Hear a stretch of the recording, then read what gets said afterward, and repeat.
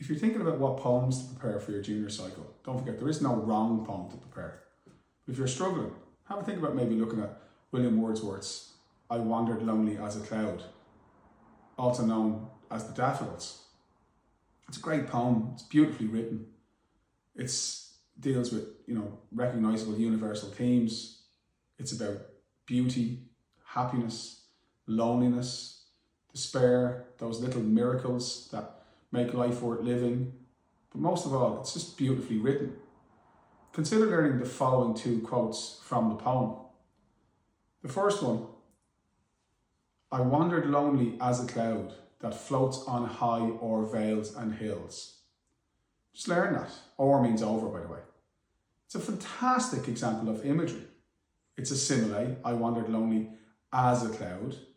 And that idea of being separate, the cloud's up there, we can see it, but it's separated from down here, from the rest of us. So distance, the imagery communicates a sense of isolation.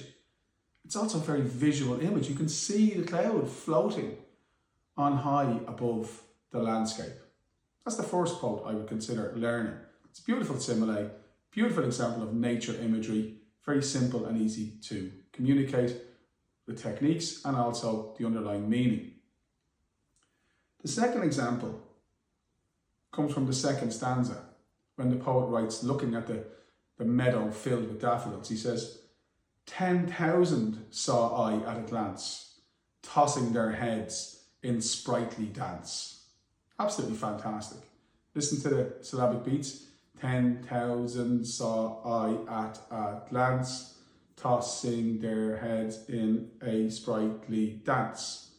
So you've got approximately 8 syllabic beats. So you have meter, you have rhyming, glance and dance, but you've also got that wonderful example of what we call hyperbole. There weren't 10,000 daffodils, but it felt like there were. And his deliberate exaggeration of the number is designed for effect. He wants to communicate the overwhelming sense that swept across him when he saw the beauty of these golden daffodils.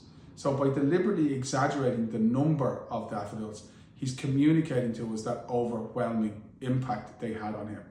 So there's 2 great quotes to learn from that poem. And by the way, if you want me to do key quotes from other poems, just let me know the names of the poems and I'll do these videos for you, no problem, in the next few months.